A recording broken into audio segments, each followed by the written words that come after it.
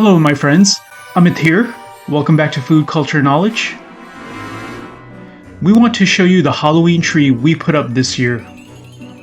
As you may remember, we left our Christmas tree up this entire year and decorated it for different seasons and holidays throughout the year.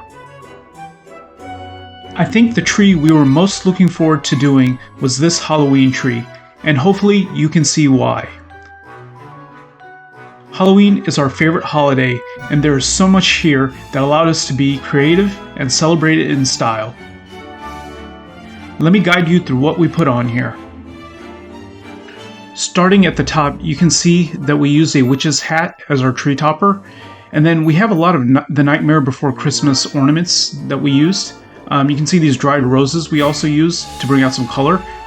We got roses just for this tree and dried them out to make the color pop on them, and it worked out terrifically. You can see these Nightmare Before Christmas ornaments. We got Jack, Sally, all kinds of characters on here. Lots of baubles, ornaments, little glittery spiders. You can see the little Funko Pop of Jack Skellington. That's a personal favorite of mine. Everyone loves Jack, right? But yeah, you can see these hanging decorations, which we didn't originally buy for the tree, but we ended up trying them on there and it looked really good. And then we accentuated it with some spider webs, the entire area with the spider webs, and give it a really nice kind of creepy Halloweeny feeling. And of course some plastic spiders in there in the webbing. And we got this fun little skeletal dog. I don't know if it's themed to something, but it looked really cool and it was really fun, so we enjoyed putting it on there. And yeah, another Jack Skellington, some more roses. I love the roses on here, they do it for me. Here's another Jack and Sally, because Halloween is supposed to be romantic, right? At least I think so. There's Zero the dog up there. I think it got cut off just a little bit, but Zero, we have a Zero ornament. There's this skull too, which I'm a big fan of. I'm glad we were able to nestle it in there. I love how it looks in there. Yeah, here's one of those Halloween themed baubles. It worked really nicely on here. And these guys are also from Nightmare Before Christmas. I forget their names, the kids, but they're awesome.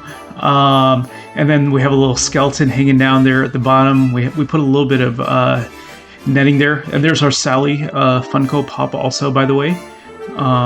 Love Sally.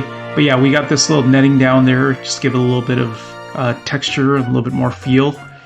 And of course you can see our lighting. We got our year-round lighting that we use that we can change the colors on. It's awesome. And we put some tombstones at the bottom of the tree base just to give it a little bit more of an accent. And some decorations all around, as you can see.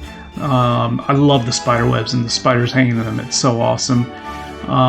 You can see some of those dried roses that we kept on the side too. Some candy on the trick-or-treat bags. And we got some pumpkins there, little mini pumpkins that we got from Six Flags sitting there at the bottom. All in all, we loved making this tree. We didn't spend a whole lot of money on it, to be honest. We just picked up things throughout as they became available, and it turned out amazing. We love our Halloween tree. I hope we did it justice, and I hope you guys enjoy it. We love it. And let us know what you guys think down in the comments below, what we could improve, and maybe something we should try next year. We look forward to doing it again. Thanks for watching, guys. Please honor us by hitting that subscribe button if you like this video.